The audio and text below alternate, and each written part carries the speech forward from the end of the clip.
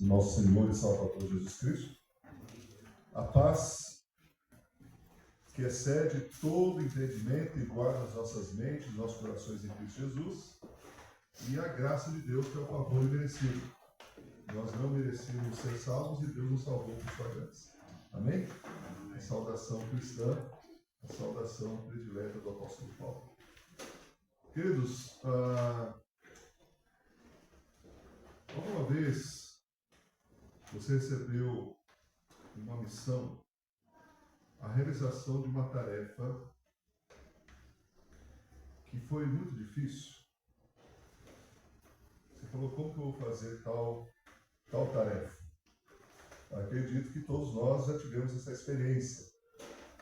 De uma coisa que você olha, mas prontamente você resolveu fazer ou não, e aí se teve o resultado ou não dessa prontidão. Eu quero compartilhar a respeito de Filipe, o evangelista. Abra sua Bíblia, portanto, em Atos capítulo 8,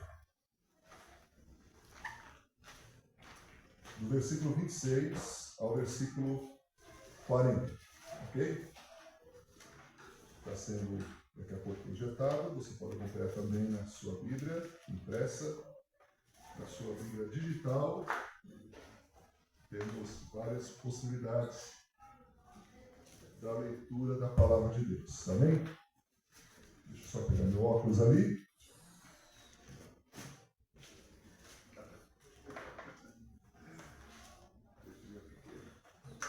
Mas aí na tela dá para ver também. Mas vamos ver aqui o texto impresso.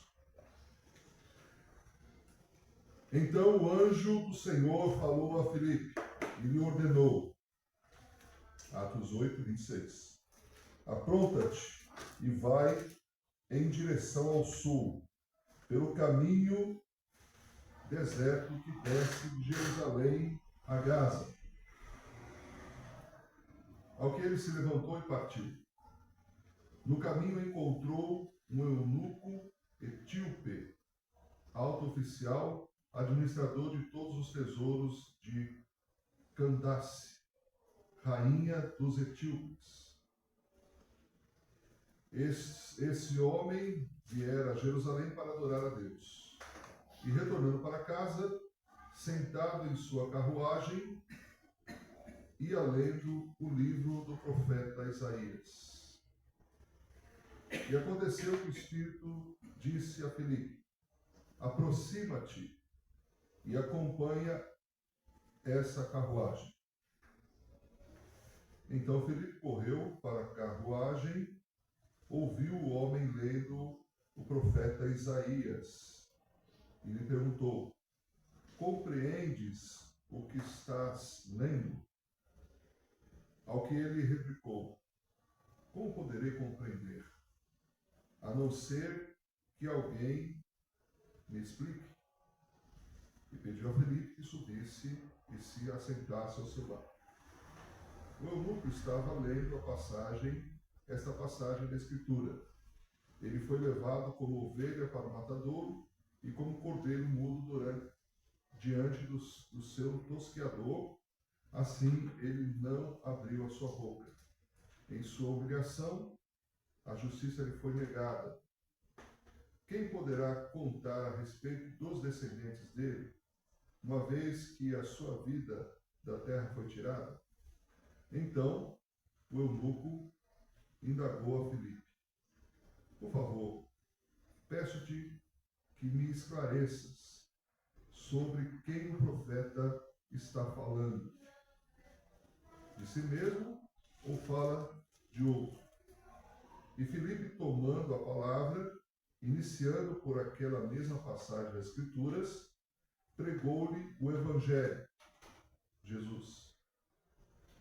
Prosseguindo pela estrada, chegaram a um lugar onde havia água. E foi quando o eunuco observou, eis aqui a água, que me impede de ser batizado? Ao que Filipe orientou-lhe, tu podes, se crês de todo o teu coração. Em seguida declarou-lhe o eunuco: creio que Jesus Cristo é o Filho de Deus.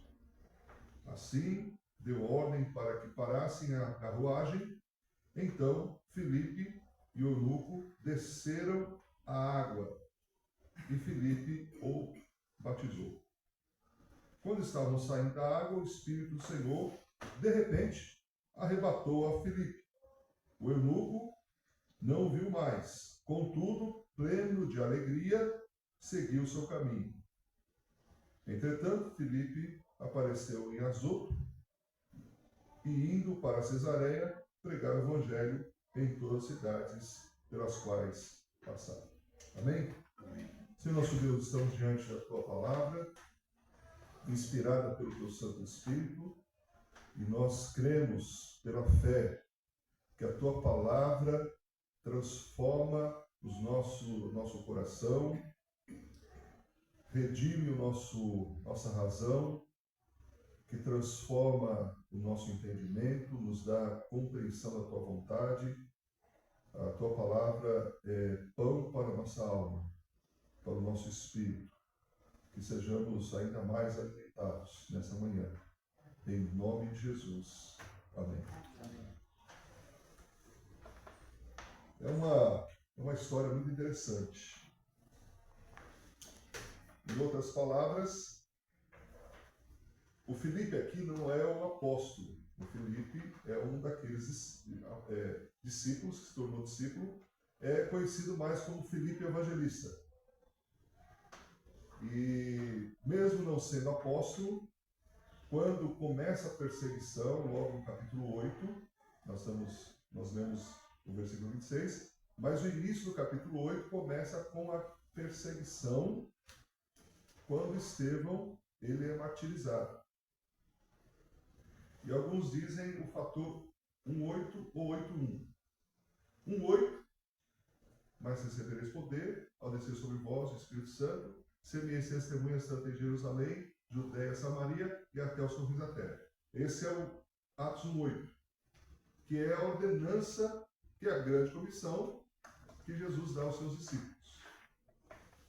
Não só aqueles primeiros discípulos, mas a todos nós, que somos discípulos de Jesus. Só que a igreja de Jerusalém, ela não obedeceu na íntegra esse texto, essa ordem de Jesus. Eles só foram testemunhas em Jerusalém. Passaram-se 20 anos, então, já que a igreja não sai, Deus faz com que a igreja se disperse para alcançar a Judéia, Samaria e até os confins da terra. Então é o fator Atos 1:8 ou Atos 8:1.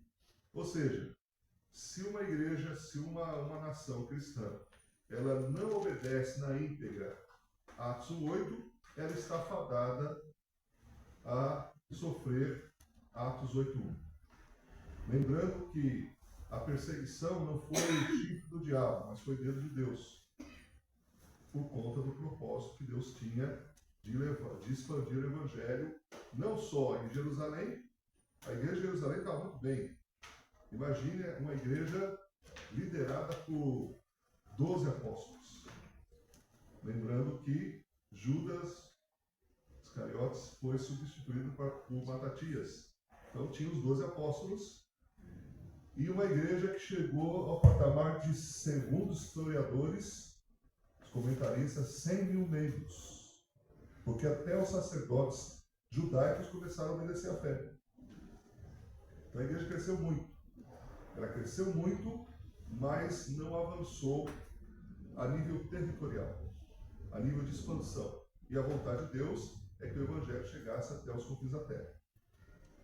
Não de forma, primeiro um lugar e depois o outro, mas de forma concomitante, de uma forma simultânea, ao mesmo tempo. É assim que devemos pensar também como igreja. O epicentro, Jerusalém, para aquele contexto do primeiro século, para aqueles primeiros discípulos. Para nós, o epicentro é Jundiaí. Jundiaí, Estado de São Paulo, Brasil, e além mar, até os confins da terra. Essa é a nossa missão. Bom, chegamos então no texto de 26 a 40, quando Filipe, então, está no avivamento, as pessoas se convertendo lá em Samaria e tal, e muita gente obedecendo a fé também, e a coisa começa a se expandir em Jerusalém, aconteceu em Jerusalém, agora na Samaria, de repente o Espírito Santo diz, aliás, o anjo enviado por Deus diz, deixa aqui e vai para o deserto. Prontamente, o Filipe não questiona, ele obedece. E ele vai, caminho do deserto, Jerusalém para Gaza, 80 quilômetros. No primeiro momento, o Espírito Santo não o leva até lá. Ele vai até lá. No segundo momento, quando ele completa a missão, o Espírito Santo o arrebata e leva ele para outro lugar. Então, o que eu quero compartilhar com os irmãos nessa manhã, lendo, relendo, já peguei esse texto outras vezes, mas sempre bom uma releitura, sempre bom se mergulhar novamente, e certamente a mensagem outrora, embora seja o mesmo texto, as ênfases e percepções do texto, naquela ocasião, dessa ocasião será diferente da anterior. Então, eu quero já resumir a mensagem com uma frase. Então, 99,9% das mensagens vai ter isso. Né? Então, quem já está acostumado a me ouvir sempre fala, o pastor vai falar sobre afirmação teológica, vai falar sobre a grande ideia, vai falar do resumo da mensagem em uma frase. Qual frase é essa? Para ganhar almas para Cristo é necessário obedecer a Deus e dedicar tempo às pessoas. Esse é o resumo da mensagem. Para ganhar almas para Cristo, é necessário obedecer a Deus e dedicar tempo às pessoas. Eu entendo que esses são os dois movimentos. É os dois movimentos pelos quais Deus, que envia o anjo, e o Espírito Santo, que é o grande estrategista de missões. Aliás, a pessoa que se destaca mais no livro de Atos não é Paulo, não é Pedro, não são os 12. A pessoa que mais se destaca no livro de Atos é o Espírito Santo. É o Espírito Santo que faz que as coisas aconteçam. Enquanto o Espírito Santo não vem, e nós precisamos entender essa dinâmica do Espírito Santo na vida da igreja hoje, como desde o primeiro século, desde o início da igreja. A igreja começa mesmo quando o Espírito Santo desce. A igreja começa em Atos capítulo 2, quando depois de teve a ressurreição, Jesus fica 40 dias com seus discípulos, 10 dias os discípulos estão em oração lá no cenáculo, que é um andar superior, aberto, né? Eles ficaram lá 10 dias de oração. No 50º dia, que é o dia de Pentecostes, no auge da festa religiosa dos judeus, que é uma forma estratégica da divulgação do Evangelho, então o Espírito Santo vem com algo visível, algo audível, mensurável, perceptível, não tinha dúvidas. O Espírito Santo veio. E foi necessário que acontecesse naquele primeiro momento. Não significa que isso deva acontecer sempre. A visitação de Deus é algo esporádico. O batismo com o Espírito Santo acontece naquele momento e acontece naquele momento de forma coletiva, e o batismo com o Espírito Santo acontece de forma individual quando a pessoa crê em Jesus. É assim que nós entendemos nas Escrituras. Efésios 1, 13, 14 diz: depois que ouvistes a palavra da verdade, o evangelho de vossa salvação, tendo nele crido, fosse selados com o Espírito Santo, que é o selo da vossa redenção. Então, quando nós acreditamos em Jesus, nós fomos batizados com o Espírito Santo. O que acontece depois? Enchimento do Espírito, plenitude do Espírito. Não existe definitivamente essa história de um segundo batismo, ou segunda bênção, ou principalmente o batismo do Espírito Santo não está vinculado necessariamente, de forma nenhuma, a línguas estranhas. Bom, sigamos então no entendimento da dinâmica aqui, como se processa essa questão do ganhar almas. Deus espera que as suas ovelhas venham ser reprodutivas. Deus espera que nós, como ovelhas, venhamos gerar outras ovelhas. Não podemos chegar nos céus. Nós vamos chegar nos céus mesmo com mãos vazias. Mas, como eu disse em outra ocasião, salvação pela graça, galardão é meritocracia. Então, precisamos chegar nos céus cheios de frutos. E precisamos conduzir ao céu filhos que nós geramos pela fé. Precisamos ganhar alma para Jesus. O Atmani, ele dizia o seguinte: Senhor, dê-me almas ou leve a minha alma. Ah, mas eu não sei pregar, falar, eu não sei muita coisa da Bíblia ainda, ou eu não sei expressar. Lembre-se daquele zelador que, ao limpar os bancos da igreja, quando ele limpava o banco, cada assento, ele orava para que as pessoas se convertessem. O pastor pregava, havia um ambiente favorável para que as pessoas se convertessem pela oração daquele irmão e nem tanto pela pregação do pastor. Quem ganhou o galardão é o irmão que orou e que buscou ganhar almas através da sua oração. Vamos ver aqui então que Filipe, ele é pronto em obedecer. Então, para ganhar almas é necessário, para ganhar almas para Cristo, é necessário obedecer a Deus. Para obedecer a Deus, é necessário prontidão. Veja aí na sua Bíblia no versículo 27. Prontidão. Ao que se levantou e partiu. No caminho encontrou o eunuco etíope. Porque a ordem de Deus, dada pelo anjo, apronta-te. Na minha versão, versículo anterior, né? Versículo 26. Apronta-te e vai para a direção do sul, pelo caminho deserto que desce de Jerusalém para Gaza. Quanto à ordem, é muito clara, muito objetiva. Talvez esse seja o problema que acontece conosco.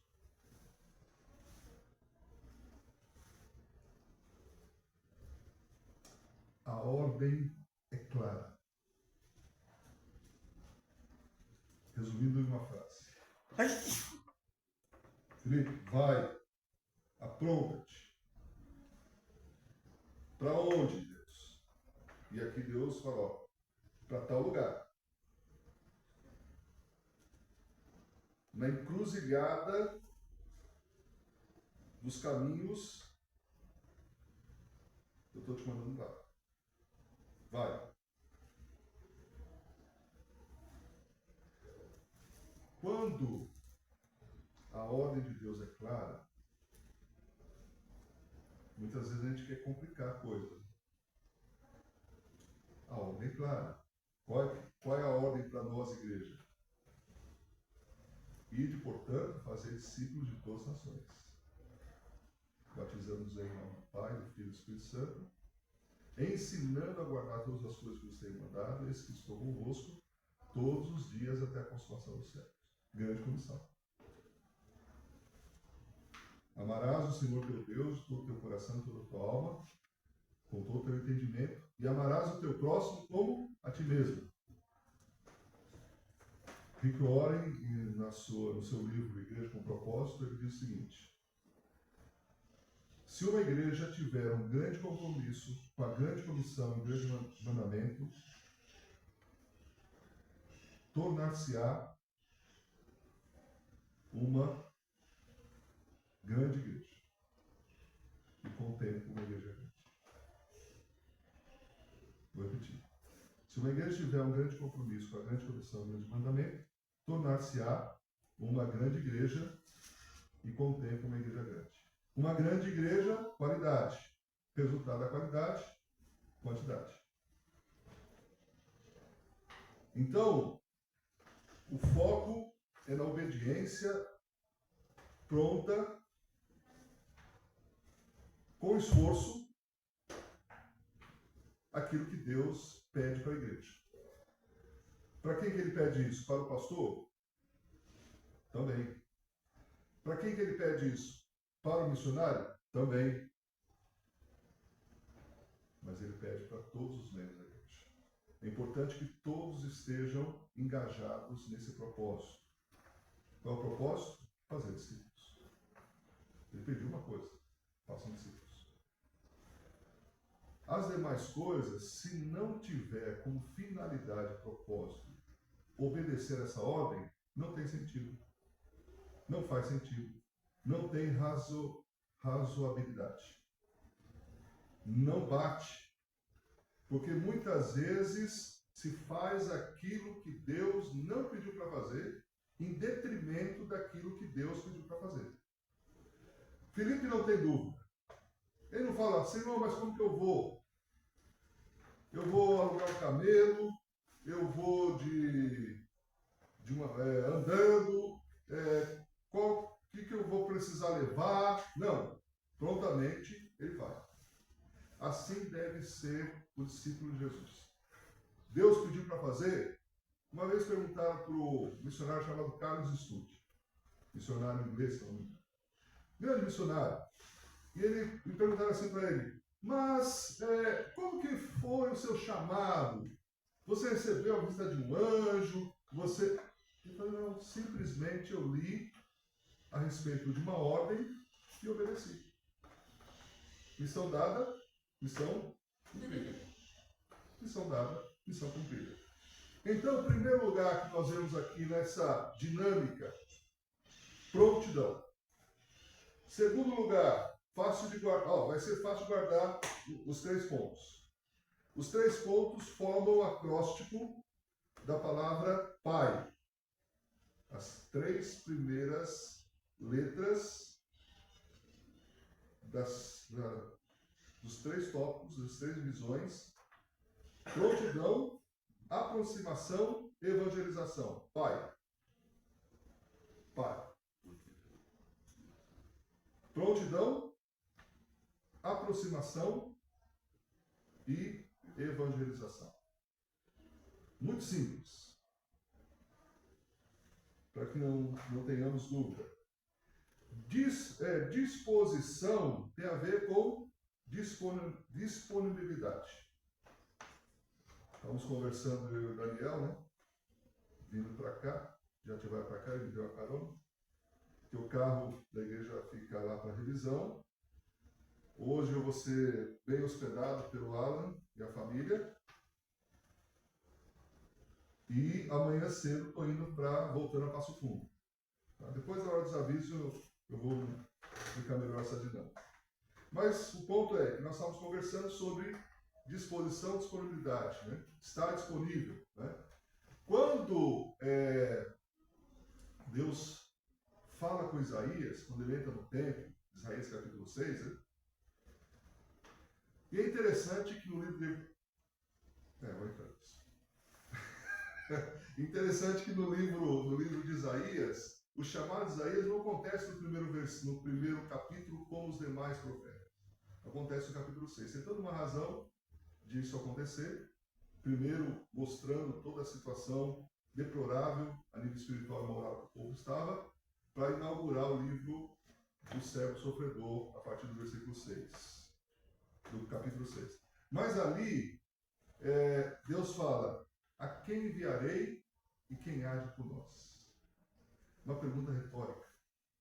Quem vai ser o nosso representante? Quem vai ser o representante da Trindade? A quem enviarei e quem age por nós? Isaías, ele diz: eis-me aqui. Disponibilidade, está disponível, disposição. Estamos disponíveis para fazer a vontade de Deus?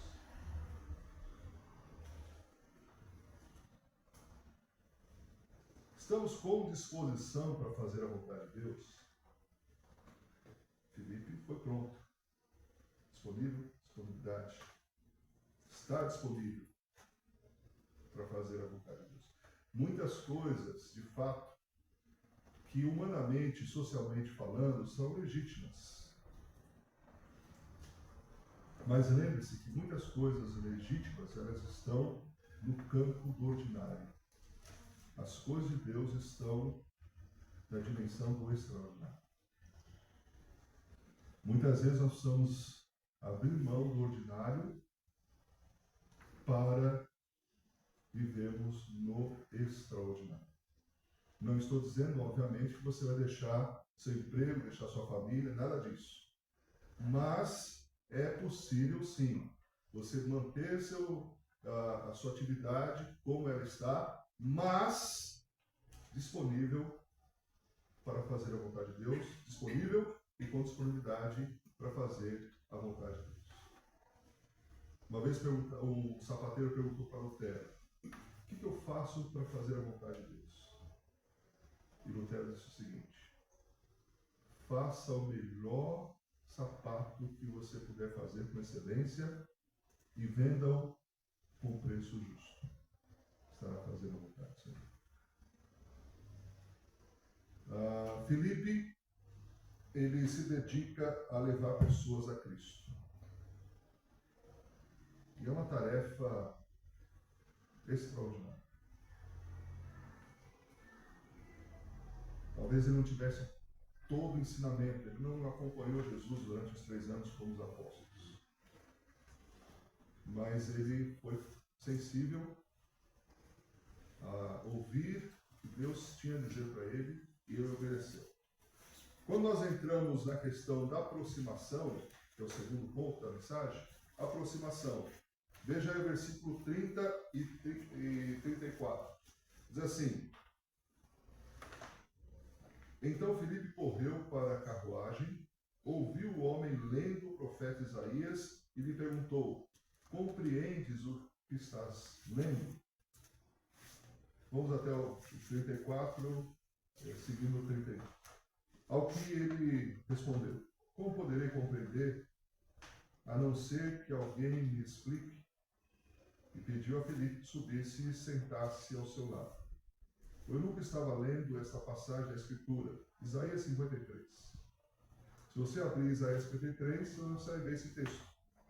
Tá? Então, essa aproximação é uma aproximação com intencionalidade. É uma aproximação que ele é sensível ao momento da pessoa. É muito interessante essa percepção. Sempre quando eu saio para evangelizar, seja a nível individual ou em grupo, eu fico observando.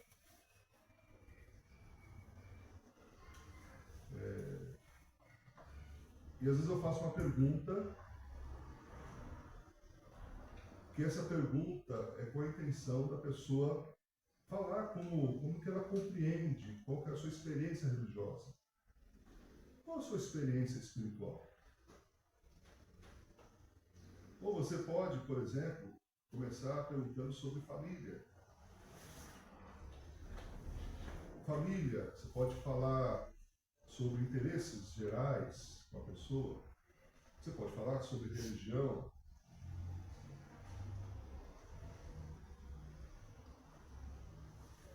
e deixar a pessoa falar. Quando o Mormon ou o Testemunho de Jeová vem, algumas vezes em minha casa, eu não falo que sou pastor. Eu não falo nada, eu pergunto. Mas isso, mas aquilo outro. E a pessoa vai falando. Ah, mas eu li em algum lugar na Bíblia que diz isso. Isso requer tempo para ouvir. Muitas vezes a gente já quer, por conta dos afazeres domésticos, afazeres do dia a dia. Ah, não, se eu atender, eu vou ficar um tempão falando, conversando com essa pessoa. Mas quem sabe, né? Ah, mas eu não sei todas as respostas. Não tem problema. O que for gerar de dúvida, traz para o seu pastor. Ó, o Testemunho de Jeová me disse isso. O que a Bíblia diz? Então, o Filipe, ele ouviu. Ele ouviu. Ele ouviu o quê? Que o etíope, ele estava lendo um trecho do profeta Isaías. Um pouquinho de Bíblia Filipe conhecia, porque ele identificou a passagem. E ele ele começa a evangelização, que nós vamos entrar daqui a pouco no terceiro ponto. Lembra do pai, que é prontidão, aproximação e evangelização. Aí tá bom. Então, o Filipe, ele tem a atenção voltada. Às vezes, a gente quer pregar o evangelho sem ouvir a pessoa. E às vezes, em vez de aproximar, ou se aproximar da pessoa, a gente acaba afastando. Porque às vezes nós não pregamos o evangelho. Às vezes a gente coloca preconceitos religiosos. Preconceito de comportamento. Então imagine, por exemplo, evangelizando a prostituta. Se você for com preconceito, já julgando e colocando a pessoa no inferno, suas palavras vão trazer mais feridas do que palavras de libertação. Durante um tempo eu tive uma experiência de evangelizar na Rua Aurora, no centro da cidade de São Paulo, Aurora com Rio Branco. Ali era o caos, né? Não havia ainda a Cracolândia. Era gente limpando o revólver, era homossexual, travesti, prostituta, e a gente começava a evangelização às 10 horas da noite nas sextas-feiras. Olha só, mas íamos, lógico, um tempo, a gente ficava a tarde toda em oração, e para poder estar revestido, né, poder e autoridade para poder comunicar a palavra. Muitas vezes a gente ouvia. E eram histórias. Gente, morador de rua. Conversa com um morador de rua, você vê as histórias que tem. Pessoas com excelente formação, pessoas com família estão lá. Mas voltando aqui, Filipe, ele tem essa... Ele não chega chegando, ele chega ouvindo. Agora, há um esforço aqui, interessante que o texto fala do esforço de Filipe. Porque Filipe, a carruagem, está lá a carruagem, o que ele faz? O Espírito Santo diz, se aproxima. Ele vai correndo. Ele vai correndo, vai ouvindo, vai correndo, vai ouvindo, vai correndo, vai ouvindo. E aí ele faz uma pergunta muito importante. Ei, correndo, você está entendendo a leitura? Não, como que eu posso? Não estou entendendo. Para. Sobe aqui. ele então ouve ainda. Qual é a dúvida? Estou lendo aqui assim, assim, assim. Que ele está falando do que aqui? De quem que ele está falando? Não estou compreendendo. Não sabemos se esse etíope, se ele era judeu ou não. O fato é que ele sai lá da África, era uma pessoa com recursos, porque ele está numa caravana, numa carruagem. Ele compra um trecho do profeta Isaías que era caríssimo. Era caríssimo. Ter uma cópia dessas escrituras era muito raro, e era muito caro ter. E ele compra o rolo do profeta, parte do rolo do profeta Isaías, porque ele tem sede. Interessante que o Espírito Santo sabe do momento das pessoas. Então, ele sempre fala na pré-evangelização: Senhor, prepara os corações, nos direcione as pessoas que o Senhor quer que se salvem. Hoje. Porque tem pessoas que Deus já está trabalhando um tempo. E a gente não sabe dessas coisas. Muitas vezes a gente quer fazer a obra que pertence ao Espírito Santo. É o Espírito Santo que prepara cenário, é o Espírito Santo que prepara o momento, é o Espírito Santo que prepara o coração da pessoa. E às vezes a gente fica frustrado com o resultado. Mas ninguém se converteu. Nossa tarefa não é a administração dos resultados. Nossa tarefa é obedecer o que o Espírito Santo está dizendo. Porque às vezes uma palavra semeada, que às vezes a gente não vê resultado, a gente quer ver resultado, às vezes a gente vê. Às vezes Deus dá alegria de a gente ver o resultado. E às vezes aquelas palavras, aquela mensagem, aquele folheto entregue, é uma semente que cai no coração e vai germinar depois. Deixa eu lhes contar uma história. Nós estávamos ali no centro, na varanda da Petininga, não sei quem conhece ali o centro da cidade de São Paulo, em frente ao antigo MAP, Teatro Municipal. Trabalhei lá na antiga Rua Conselheiro Piano. Ali nós tínhamos um ponto de evangelização, todos os dias na hora do almoço. Era uma missão chamada Cristo é a Resposta. Muito simples, 2 violãozinhos, um pandeirinho. E ali nós cantávamos os cânticos espirituais, os corinhos, né, que a gente cantava nas igrejas. E tinha uma mensagem curta, objetiva, tal. E um dia nós estávamos cantando nos galhos secos de uma árvore qualquer, onde ninguém jamais. E aí a pessoa que está lá no escritório, lá em cima, ele pergunta para o irmão em Cristo, irmão Enoque. Enoque, que é esse negócio que eles estão cantando lá embaixo? Nos galhos secos. Que é esses galhos secos? E o Enoque fala assim: galho seco é você. Que está com a vida. E aí foi falando. Você está me ofendendo desse jeito? Não, eu não estou ofendendo. É o cara que está pregando lá embaixo. Era o irmão Nelson Lisiário. E aí ele falou, queria descer para bater no irmão que estava pregando. Anos se passaram. Essa pessoa que fez a pergunta passa em frente à Igreja Batista de Guaianazes, primeira Igreja Batista de Guaianazes, encontra o irmão Enoque, que é zelador da igreja. Ô Enoque, quantos anos?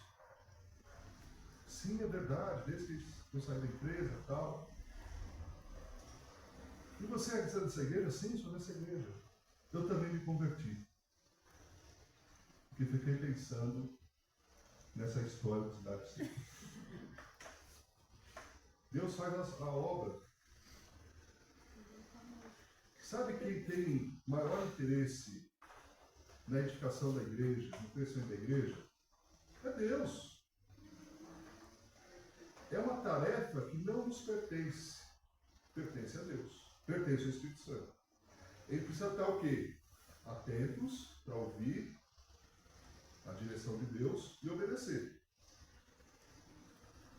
O resultado pertence a Deus, porque Ele sabe quais são as pessoas que vão se converter. Amém? E por último, Ele tem a evangelização. Isso é óbvio? Sim, mas deixa eu explicar aqui melhor.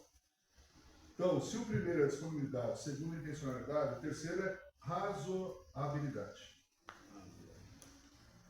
O Evangelho precisa ser pregado de forma inteligível. Precisa pregar de forma inteligente. Que as pessoas, ao ouvir, faz sentido. É razoável. Olha, como eu falei para o Daniel, Daniel, quem está conversando aqui agora, eu vou pregar. A mensagem já está pronta. Eu vou pregar lá na igreja no culto.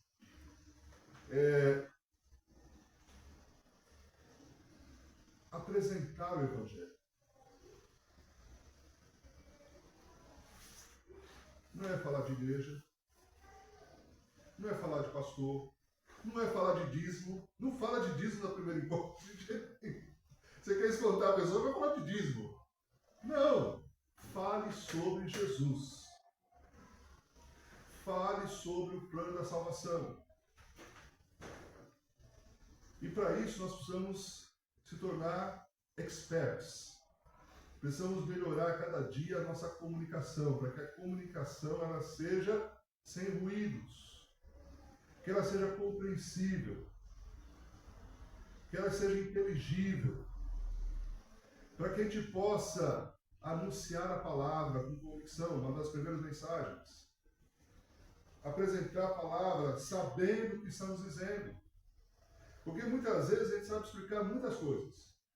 Na nossa área de pesquisa, na nossa área de estudo, nossa profissão. E às vezes a gente não sabe explicar direito o Evangelho. Por exemplo, da onde afinal de contas surge esse conceito Evangelho, essa palavra Evangelho? Nenhuma palavra no Novo Testamento caiu do céu.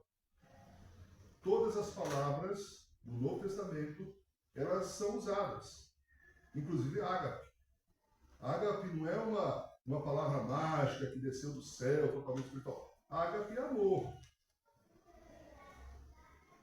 Com as suas ligações, que é eros, que é fraternos, etc. Mas, evangelho, da onde vem esse conceito de evangelho? Quando se fala, eu estou evangelizando uma pessoa, o que isso significa? Vamos pegar o contexto histórico rapidinho.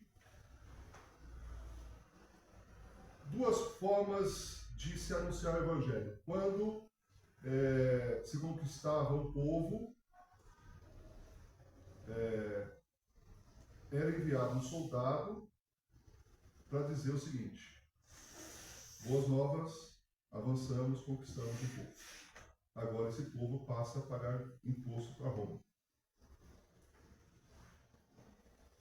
Naquele filme O Gladiador, abre-se o filme numa batalha contra os germanos, os homens grandes, loiros, né? com instrumentos tipo vikings, né?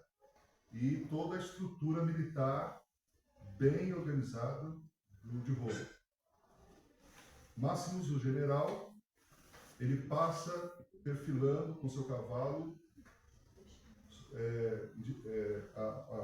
a tropa, a legião ali, perfilada, passa o general e diz o seguinte: aquilo que fazemos, aquilo que iremos fazer, ecoará na eternidade. Logo depois, quem se aproxima daquele campo de batalha? O próprio César. Não era comum César chegar no campo de batalha.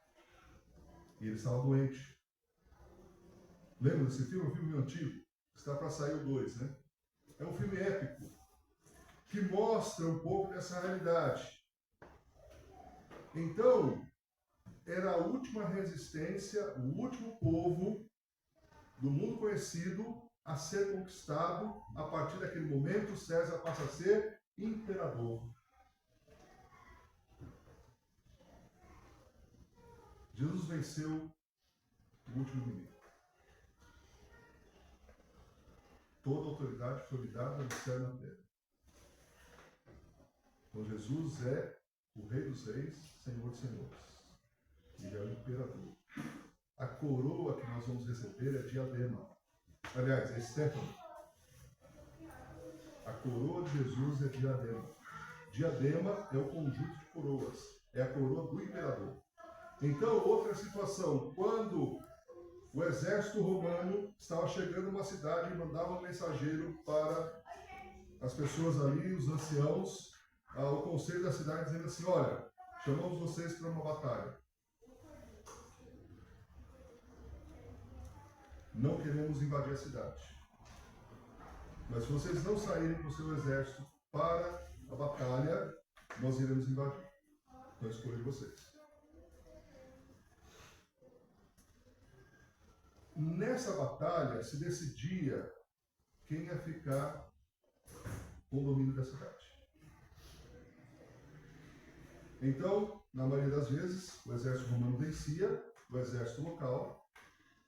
E aí, um mensageiro do exército romano chegava na cidade e disse: olha, estou aqui com a autoridade do imperador, de César, dizendo que nós conquistamos a batalha. Vocês têm duas opções: se rendem e passam a pagar imposto, ou nós acabaremos com a cidade. Vocês não têm mais exército. Aí, os líderes das cidades se reuniam, sabe aonde? Na igreja. Porque a igreja é o conceito de reunidos, um conselho reunido, igreja. Pessoas reunidas para tomar algumas decisões. Muitas vezes, na maioria das vezes, o conselho dizia: olha, vamos render. A gente paga imposto, vivemos em paz, estaremos sob o jugo romano. Até Israel fez isso. Não tinha escolha. Todos os povos fizeram isso. Irmãos, o Evangelho está dizendo o seguinte: Jesus conquistou na cruz. Vamos nos render a Ele? Vamos pagar tributo de gratidão ou não? A igreja decide. E o tributo de gratidão, quero fechar com isso, é o anúncio que ele é o imperador. É o Evangelho. Faz sentido? Simples. Ah, mas eu não quero pagar mico. Ah, não tem escolha. O apóstolo pode dizer assim: ai de mim, se não pregar o Evangelho. E é impressionante. Você quer uma experiência pessoal, vencer depressão, patologia emocional, esquisitice pessoal, fala de Jesus como você. É impressionante como Deus resolve questões emocionais quando a gente fala do Evangelho para outra pessoa. Sabe por quê? Porque a pessoa que recebe o Evangelho entende que o entendimento é espiritual. A gente apresenta o Evangelho, semeia, mas é Deus que o Espírito Santo faz a obra. E é o holofote que mostra Jesus. A pessoa fica pleno de alegria. Não foi assim quando você se converteu? Comigo foi assim. Quando eu vi o evangelho pela primeira vez, eu queria falar já para todo mundo. Eu estava tão alegre, tão feliz com a família dos meus pais, uma situação terrível. Mas uma alegria que brotava de dentro. Porque o etíope, ele ficou o quê? Pleno de alegria. Voltou para o norte da África e foi o responsável por um grande avivamento naquela região. Porque quando o evangelho alcança um coração preparado, não são poucos frutos que são produzidos, são muitos frutos. Muitos frutos. Um missionário na Índia. A Índia tem um sistema de castas, né? Então tem uma casta lá que é proibido, eles não podem se misturar. Várias castas que tem a ver com todo o sistema de reencarnação, né? Segundo a visão que eles têm de mundo e a visão espiritual. Então a casta, os Dalit, que é a casta mais inferior, é a casta que são pessoas que mexem com esgoto, pessoas que são fadadas, não tem como, eles não têm acesso ao estudo, eles não podem sair daquela situação. Eles existem para uma situação deplorável. E muitos acreditam nisso e são fanáticos nisso e fatalistas nisso. Aí o missionário foi enviado para pregar para uma casta superior. O missionário começou a pregar, tal, e falar, e nada acontecia, tal, até que um Dalit ouviu o que o missionário estava dizendo. E o Dalit falou assim: eu quero aceitar Jesus. O missionário falou assim: não, você não pode. Se você aceitar Jesus, acaba o ministério com as outras castas. Não, mas eu entendi, eu quero servir a Jesus. Como que eu faço? Não, eu não posso dedicar tempo, eu não posso nem estar associado com você, eu não posso nem conversar com você. Porque vai me atrapalhar o trabalho que eu quero desenvolver com as outras castas. Na terceira vez, ele se abriu para a voz do Espírito Santo, e o Espírito Santo falou: fala do Evangelho dele. Discípulo. E aquele Dalit se converteu, pleno de alegria, foi batizado e levou milhares de outros para Cristo.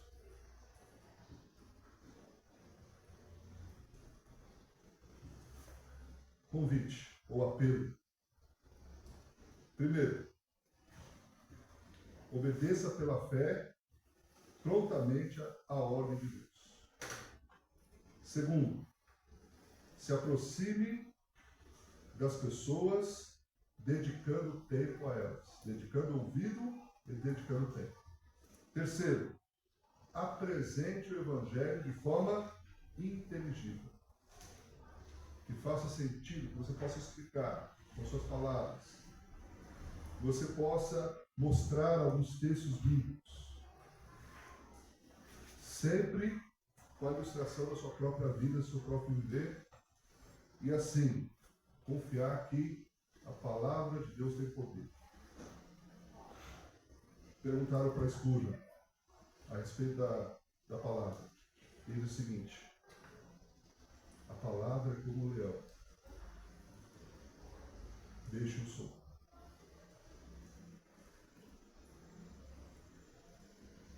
Proclame a palavra. Fale de versículos bíblicos. Ah, mas essa pessoa, o coração.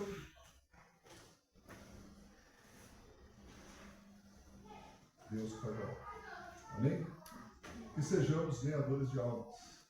Amém? Que possamos ter aqui batismos.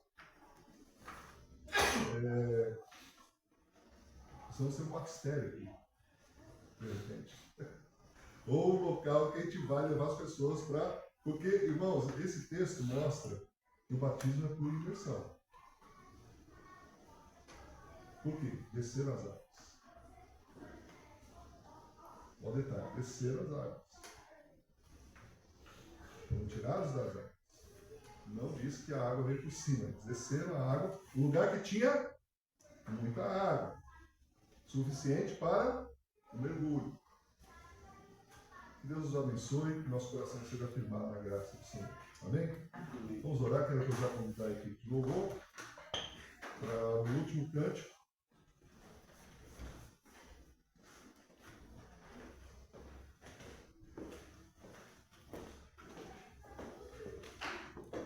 Oremos então. Senhor nosso Deus, pedimos a tua graça e a tua misericórdia para que sejamos ganhadores de almas.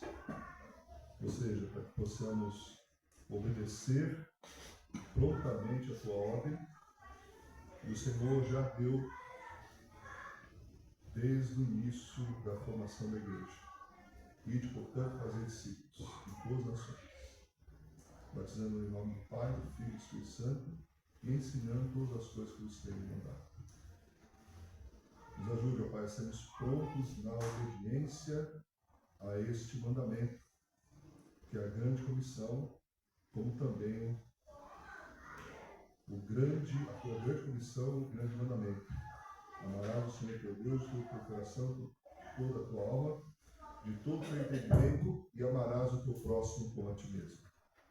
Como também, Senhor, nos ajude a sermos sensíveis, possamos dedicar tempo nessa tarefa de ganhar almas, de ouvir as pessoas, de apresentar-lhes o Evangelho com inteligência, com compreensão, com razoabilidade. Nos ajude, Pai, nessa tarefa de ganhar almas. Sabemos que o resultado vem do Senhor e o Senhor quer nos usar como instrumentos. Que assim seja, em nome de Jesus. Amém. Amém.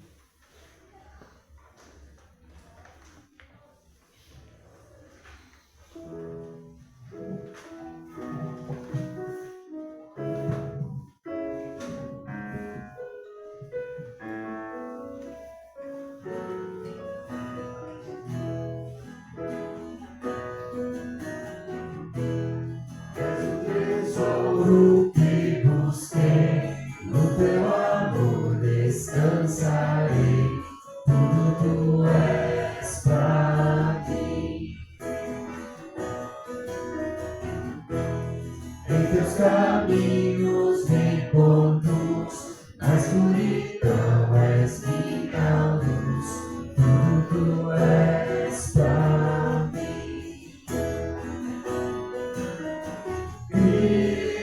Cristo, meu Senhor, digno é teu nome. Cristo, Salvador,